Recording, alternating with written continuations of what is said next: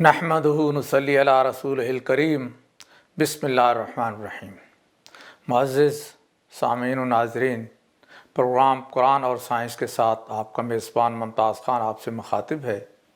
इस प्रोग्राम में हम तख्लीक़ कायनात के मुख्तलिफ़ पहलुओं पर कुरान पाक की रोशनी में गौर व फ़िक्र करते हैं। हमारा आज का मौजू बहुत अहम है और वो है मलाइका।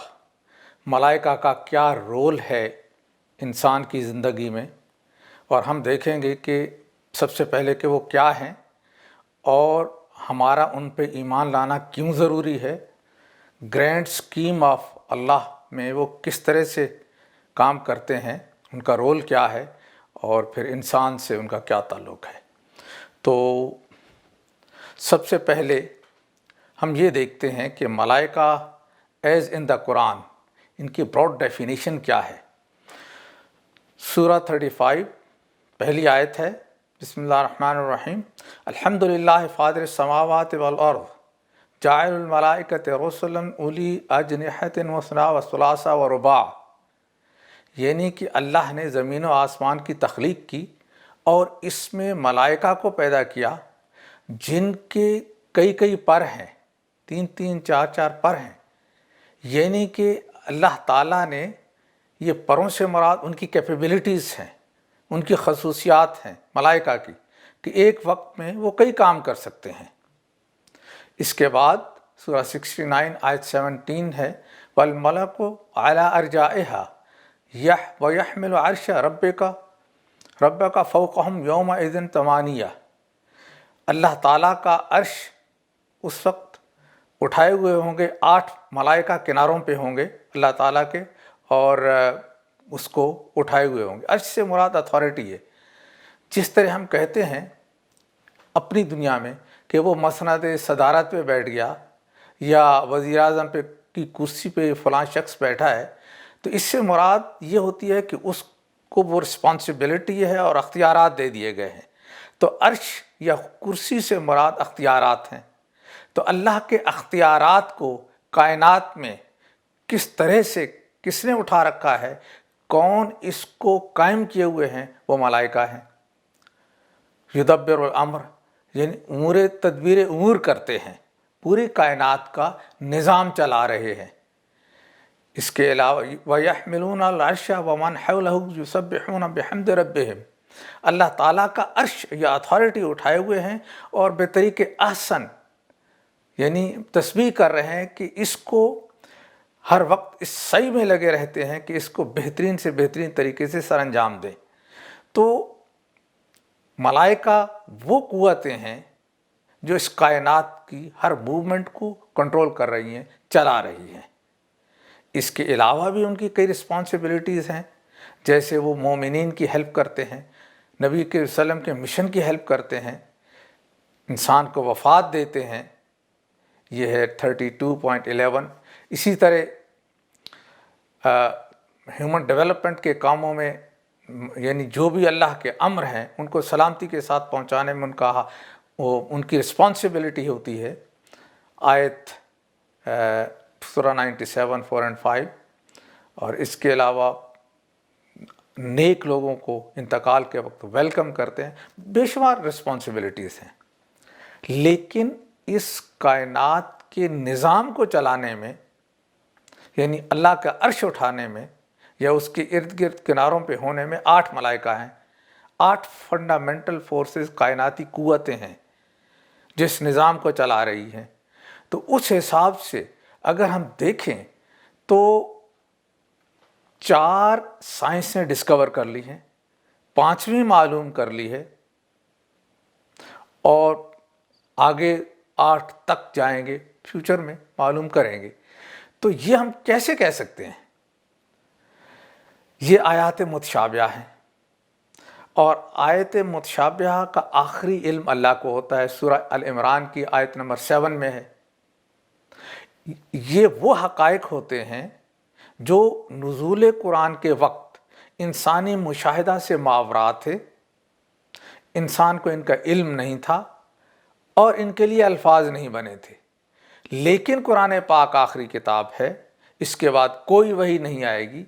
तो इसके अंदर بتا دینا ضروری تھا تا قیامت کی چیزیں یا وہ چیزیں جو عالم الامر سے ریلیٹڈ ہیں یا وہ یوم الآخرہ سے ریلیٹڈ ہیں یا کاسموس سے ریلیٹڈ ہیں۔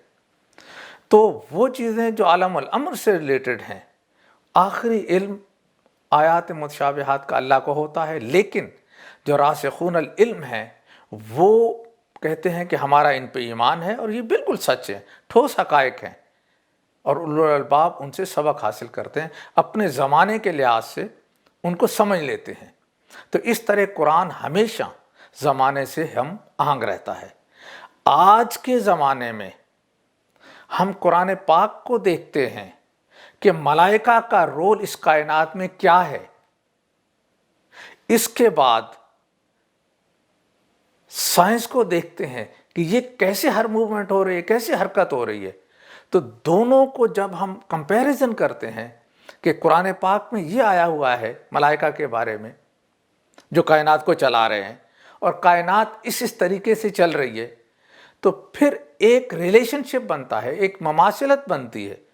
تو اس حساب سے ہم یہ نتیجہ اخذ کرتے ہیں اس زمانے کے لحاظ سے کہ کائنات کی فنڈامنٹل فورسز جو ہیں وہ ملائکہ کی ڈیفینیشن میں آتی ہیں، الف لام قاف، اور اس کا جو روٹ ہے اس میں دو میننگ نکلتے ہیں، ایک کہ پاور اور دوسرا پیغام رسانی۔ تو جو پاور کا ایلیمنٹ ہے اس کے اندر ہم دیکھتے ہیں کہ یہ کائناتی قوتیں ہیں جو کہ کائنات کو چلا رہی ہیں، اور جس طرح سے قرآن پاک میں آیا ہے کہ مدبرات الامر، کہ ہر امر کی تدبیر کرتے ہیں، اللہ تعالیٰ کی اتھارٹی کو پوری کائنات میں اسٹیبلش کرتے ہیں۔ تو اس حساب سے ہم دیکھتے ہیں کہ وہ قوتیں ہیں، وہ قوتیں اللہ نے پیدا کی ہیں، انسان ان کی یہ تو نہیں جان سکتا کہ وہ کیوں ہیں، لیکن کیسے کام کرتی ہیں اس کے لیے اللہ کا امر ہے، قوانین قدرت ہے۔ تو اس کی آگے جا کے تشریح ہوتی ہے۔ ہمارا ان پہ ایمان لانا ضروری ہے، کیونکہ سورہ بقرہ کی آیت 177 میں ہے کہ آمنا باللہ والیوم الآخر و ملائکتہ، ملائکہ پہ ایمان لانا، والکتاب والنبیین۔ تو یہ مسلمان ہونے کے لیے، مومن ہونے کے لیے ضروری ہے کہ ہم اسے ایمان کا حصہ بنائیں۔ یہ اللہ کی کائنات یا تخلیق میں کس طرح سے فٹ بیٹھتے ہیں، تو ہم یہ دیکھتے ہیں کہ تین دنیا یا تین کائناتوں کا ذکر، تین عالم کا ذکر قرآن پاک میں ہے۔ امر، جہاں اللہ کا امر ہوتا ہے، جہاں قوانین اللہ کے بنتے ہیں اور اللہ کی مرضی اور یشاء، اس کے بارے میں ہمیں زیادہ علم نہیں دیا گیا۔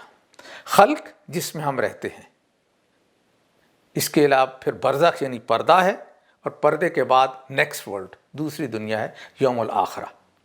خلق میں انرجی ہے، میٹر ہے، اسپیس ہے، ٹائم ہے، اور پھر حرکت ہے ٹائم کے حساب سے۔ تو ان ساری چیزوں کو جو موو کرنا ہے انرجی سے، وہ ملائکہ ہے، فنڈامنٹل فورسز آف نیچر ہے۔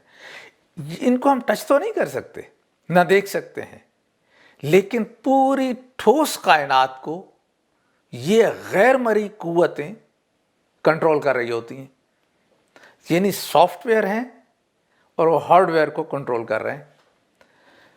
تو یہ اللہ کی پوری اسکیم میں اس طرح سے بالکل فٹ بیٹھتے ہیں۔ تو میں نے جیسے کہ کہا تھا کہ چار جو ہم ڈسکور کر چکے ہیں، اور وہ بھی انسانی کیٹیگری سے، تخلیق جو ہے وہ اللہ کی تخلیق ہوتی ہے، اور وہ جیسے ہے اللہ نے بنائی ویسے ہے۔ اس کو سمجھنے کا نام یا ایکسپلین کرنے کا نام وقت کے اندر اس کو سائنس کہتے ہیں۔ تو سائنس 2000 پہلے اس نے ڈیفرنٹ انداز سے ایکسپلین کیا، نیوٹن نے ڈیفرنٹ انداز سے ایکسپلین کیا، آئنسٹائن نے اس میں امپرومنٹ کی۔ تو یہ ہیومن انڈرسٹینڈنگ ہوتی ہے سائنس، لیکن تخلیق وہ اٹل ہے، وہ اللہ نے بنائی ہے۔ تو ہیومن انڈرسٹینڈنگ یا سائنس کے علم کے حساب سے ہم گریویٹی کو، الیکٹرو میگنیٹک فورس کو، اسٹرانگ نیوکلیئر فورس کو، ویک نیوکلیئر فورس کو فنڈامنٹل فورسز کہتے ہیں۔ اور یہ اس زمانے کے لحاظ سے بالکل قریب تر ہیں ملائکہ کی ڈیفینیشن سے وہ ملائکہ جو کائنات کو چلا رہے ہیں، کیونکہ سائنس کی دنیا میں کائنات کا سارے عمل ان 4 قوتوں سے ایکسپلین ہو رہے ہیں۔ 5ویں قوت ڈارک انرجی ہے، اس سے کائنات پھیلتی جا رہی ہے، لیکن اس کی ماہیت کا بھی پتہ نہیں چلا۔ فیوچر میں پتہ چلے گا تو انسان کہاں سے کہاں پہنچے گا، اور بھی قوتیں دریافت ہوں گی، لیکن یہ فیوچر کی بات ہے۔ تو میں آج کل کے زمانے کی بات کر رہا ہوں۔ ہو سکتا ہے سائنس کی ایکسپلانیشن یا سائنس میں تبدیلی آئے اور زیادہ امپرومنٹ ہو، لیکن یہ یقینی بات ہے کہ اللہ کی قوتیں ہیں جو اس کائنات کو چلا رہی ہیں، اور وہ ملائکہ ہیں۔ ملائکہ کے ذمے اور بھی بے شمار کام ہوتے ہیں، اور جیسے کرامن کاتبین ہمارا ہر عمل ریکارڈ کر رہے ہیں، یا اور اللہ تعالیٰ کے مختلف فرستادہ کے طور پہ بھی ان کو یہ ان کے کام، یہ ان کی رسپانسبلٹیز ہوتی ہیں، لیکن ہم وہ آج ذکر کر رہے ہیں جو ابھی تک انسان نے ڈسکور کیا ہے، کائنات میں دیکھا ہے اور قرآن پاک میں دیکھا ہے، تو ان کو آپس میں ریلیٹ کیا ہے، اور یہ بڑی خوبصورتی سے ریلیٹ ہوتے ہیں۔ تو ان پہ یا ملائکہ پہ، جو اللہ کی ملائکہ ہیں، آخری تعبیر تو ظاہر ہے اللہ کے پاس ہے، تو ان پہ ایمان لانا ضروری ہے۔ یہ ایک تو ایمان کا حصہ ہے، اور دوسرا اس لیے ایمان لانا ضروری ہے کہ مقام آدم مسجود ملائک ہے۔ آدم سے مراد اگر ہم بنی نوح انسان لیں، بنی آدم لیں، تو آپ دیکھیں قرآن پاک کیا کہتا ہے اس سلسلے میں۔ تو سب سے پہلی بات تو یہ کہتا ہے سورہ ہود کی آیت 7 کہ یہ دنیا اللہ نے بنائی، ایک مشینری ہے جس سے انسان نے خود کو گزارنا ہے اچھے عمل کے لے کے، اور اگر اچھے عمل کے ساتھ نہیں نکلتا تو اس کا دوسرا نتیجہ ہے، اور اچھے اعمال کے ساتھ نکلتا ہے تو کامیابی کی صورت میں۔ تو یہ ہے بسم اللہ الرحمن الرحیم، وَهُوَ الَّذِي خَلَقَ السَّمَاوَاتِ وَالْأَرْضَ فِي سِتَّةِ أَيَّامٍ وَكَانَ عَرْشُهُ عَلَى الْمَاءِ لِيَبْلُوَكُمْ أَيُّكُمْ أَحْسَنُ عَمَلًا۔ اللہ نے 6 یوم میں، 6 دور میں اس کائنات کو، زمین و آسمان کو بنایا۔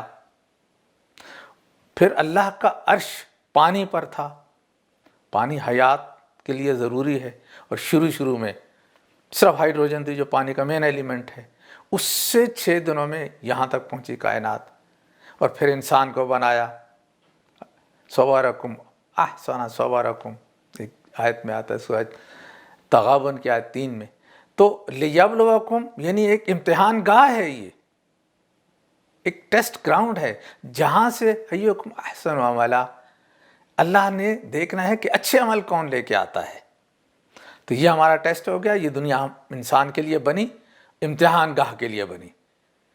پھر سورہ جاثیہ 45 آیت 13 میں ہے وَسَخَّرَ لَكُم مَا فِي السَّمَاوَاتِ وَمَا فِي الْأَرْضِ جَمِيعًا مِّنْهُ إِنَّ فِي ذَلِكَ لَآيَاتٍ لِقَوْمٍ يَتَفَكَّرُونَ۔ اللہ تعالیٰ نے مسخر کر دیا زمین و آسمان اور اس کے اندر جو کچھ ہے اپنی طرف سے۔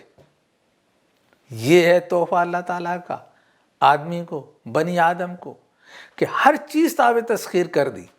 زمین و آسمان میں جو کچھ ہے اس کے اندر نشانیاں ہیں، آیات ہیں۔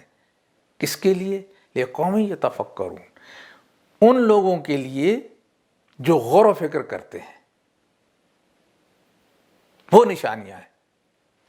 اب آگے دیکھیے، یعنی اب 2 باتیں ہو گئیں کہ اللہ نے یہ دنیا آدم کے لیے بنائی، ایک امتحان کا جس میں اس نے خود کو ٹیسٹ کرنا ہے اور اچھائیوں کے ساتھ آنا ہے اگر اسے کامیاب ہونا ہے تو، اور دوسرا اس کی جو کچھ اس کے اندر ہے انسان کے تابع تسخیر کر دیا۔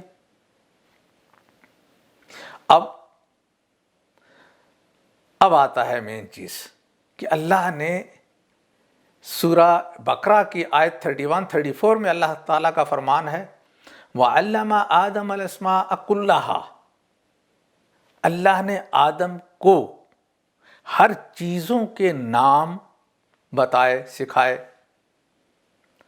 یعنی کہ اس عالم الخلق میں، جہاں اس دنیا میں جہاں ہم رہتے ہیں، اس کی ہر چیز کو جاننے کی صلاحیت انسان میں رکھ دی، آدم میں رکھ دی.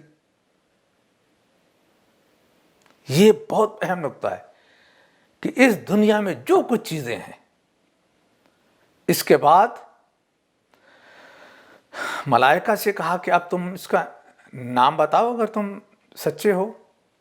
تو ایبلٹیز آف ورک فورس جو ہے، ملائکہ جسے میں اب ورک فورس کہہ رہا ہوں، اس کی ایبلٹیز یہ ہے، وہ خود اپنے منہ سے بول رہی ہے. قالوا سبحانک لا علم لنا الا ما علمتنا انک انت العلیم الحکیم. ہمارے پاس تو وہی علم ہے جو اللہ آپ نے ہمیں دیا ہے. یعنی اب ان کو کوئی اختیار یا مرضی نہیں دی گئی ہے، اور اللہ آپ علیم ہیں، حکیم ہیں. اس کے بعد اللہ تعالیٰ فرماتے ہیں اگلی آیت میں، قال یا آدم انبئہم باسمائہم، آپ وہ نام بتائیں، چیزوں کے نام بتائیں جو آپ کو کہا گیا ہے. فلما انبأہم باسمائہم، تو آدم نے وہ نام بتا دیے جو اسے سکھائے گئے تھے. تو پھر اللہ تعالیٰ ملائکہ سے مخاطب ہو کے کہتا ہے کہ قال الم اقل لکم انی اعلم غیب السماوات والارض واعلم ما تبدون وما کنتم تکتمون. کہ اللہ تعالیٰ جو ہے، اس نے فرمایا میں نے کہا نہ تھا کہ میں آسمانوں اور زمین کی وہ ساری حقیقتیں جانتا ہوں جو تم سے مخفی ہیں یا جو تم ظاہر کرتے ہو، وہ مجھے معلوم ہے، اور جو کچھ تم چھپاتے ہو اسے بھی میں جانتا ہوں. تو یہ اللہ تعالیٰ ملائکہ سے کہہ رہا ہے، اور ان کی ایبلٹیز بتا دیں کہ ان کو صرف جو علم دیا گیا ہے، جو ایبلٹی دی گئی ہے، وہ اس تک محدود ہے، انہیں اختیار نہیں دیا گیا. اس کے بعد اب ان کا کنٹرول آدم کو دیا جا رہا ہے. یعنی کہ یہ کائناتی قوتیں جو ہیں، ان کا کنٹرول آدم کو دیا جا رہا ہے. تو آیت 34 میں ہے، وَإِذْ قُلْنَا لِلْمَلَائِكَةِ اسْجُدُوا لِآدَمَ فَسَجَدُوا.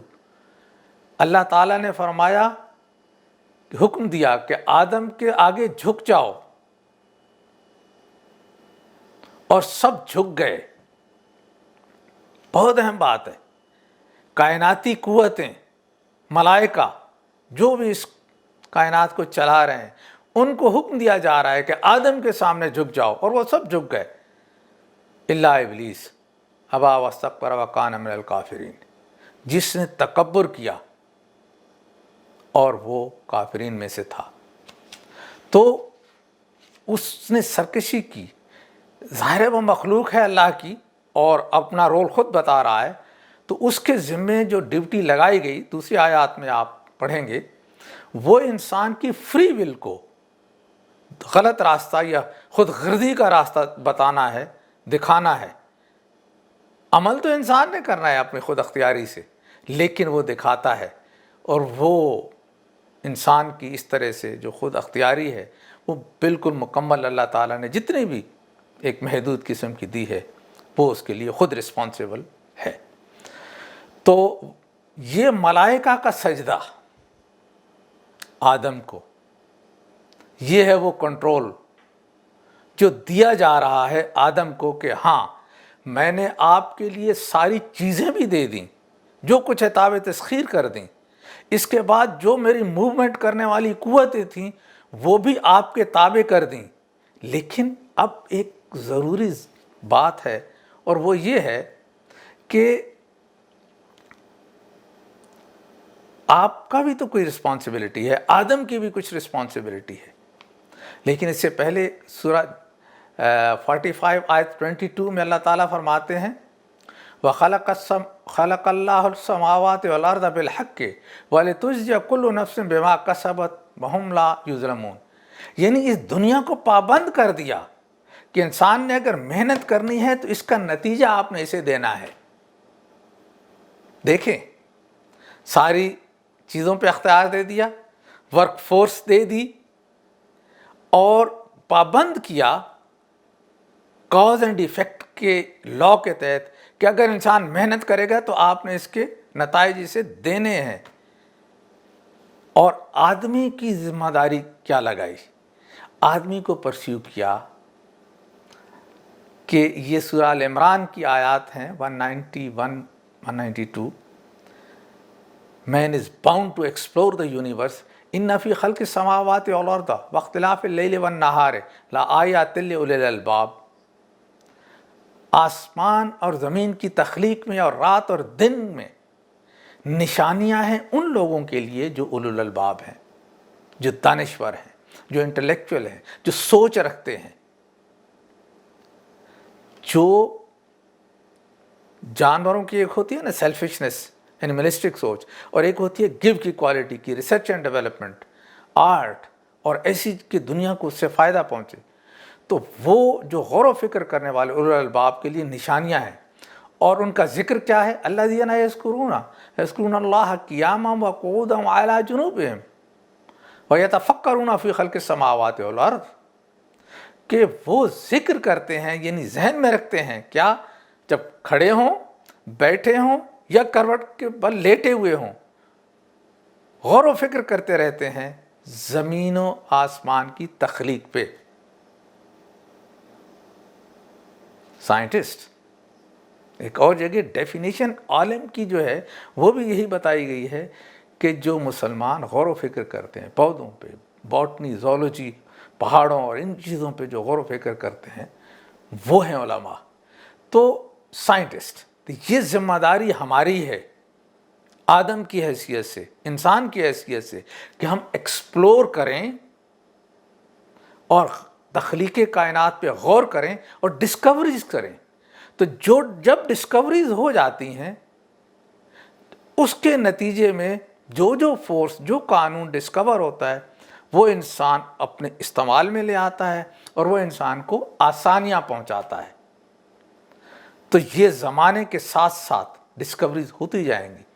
آپ دیکھیں گے پہلے زمانے میں جو بادشاہوں کو سہولتیں حاصل ہوتی تھیں آج عام آدمی کو اس سے زیادہ ہیں. آدمی کو جہاز لے کے اڑ جاتا ہے، گاڑیاں اور ساری چیزیں. تو یہ طاقتیں کہاں سے آتی ہیں؟ یہ اللہ کی طاقتیں ہیں.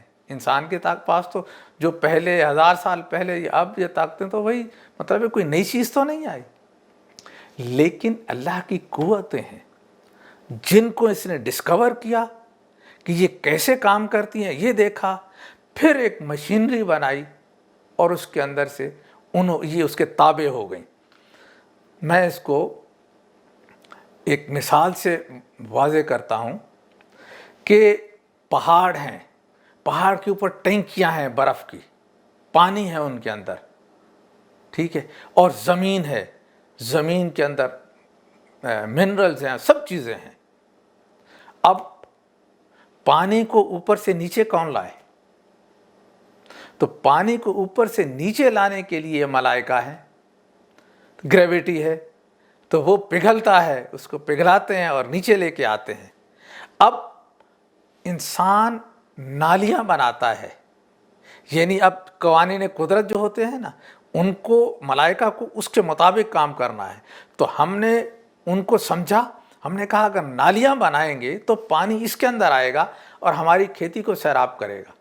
تو پانی ادھر آیا اور اس نے کھیتی کو سیراب کیا تو باغ و بہار بنے. اور اگر نالیاں بنانے والا نہیں تھا کوئی تو مارش بنتی ہے، یہ پانی ضائع چلا گیا.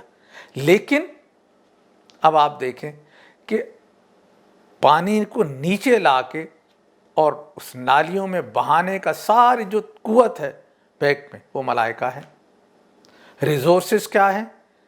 بارش ہے، پانی ہے، مٹی ہے، اور ہم بیج وغیرہ ہم نے صرف وہ زمین میں رکھ دیے. اس زمین کو، مٹی کو کنورٹ کرنا شروع کر دیتے ہیں پھولوں میں، رنگوں میں، خوشبوؤں میں، ٹیسٹ میں. یہ ہے اللہ کا کام. تو جو قومیں قوانین فطرت کو ڈسکور کرتی ہیں، اللہ کی ان نعمتوں کا شکر کرتی ہیں، ان قوموں کو اس دنیا میں اللہ تعالیٰ سپر بنا دیتا ہے. آپ دیکھیں ٹیکنالوجی کا پینڈولم جہاں جاتا ہے وہ قوم اونچی ہو جاتی ہے، اور جو اس کو اگنور کرتا ہے وہ قوم پیچھے چلی جاتی ہے. تو یہ تھا ملائکہ کا رول انسان کی زندگی میں ہمارا ایمان لانا اس پہ بہت ضروری ہے. کیوں کہ پوری کائنات کی ہر حرکت، خواہ انسانی جسم کی حرکت ہو یا اس سے باہر ہو، وہ یہ کنٹرول کرتے ہیں، اور ہم نے ان کو جاننا ہے، ایکسپلور کرنا ہے، اور یہ ہمارے تابع ہو جائیں گے. یہ ہے مقام آدم مسجود ملائک. امید ہے آپ کو پوری طرح بات سمجھ میں آ گئی ہوگی. پروگرام کا وقت اب ختم ہوا چاہتا ہے. اس پروگرام کے سلسلے میں کوئی حوالہ درکار ہو، کوئی ایکسپلانیشن درکار ہو، تو میرا ٹیلی فون نمبر اور ای میل ایڈریس ظاہر ہو رہا ہے، آپ بلا تکلف پوچھ سکتے ہیں. اب اپنے میزبان ممتاز خان کو اجازت دیجیے. خدا حافظ.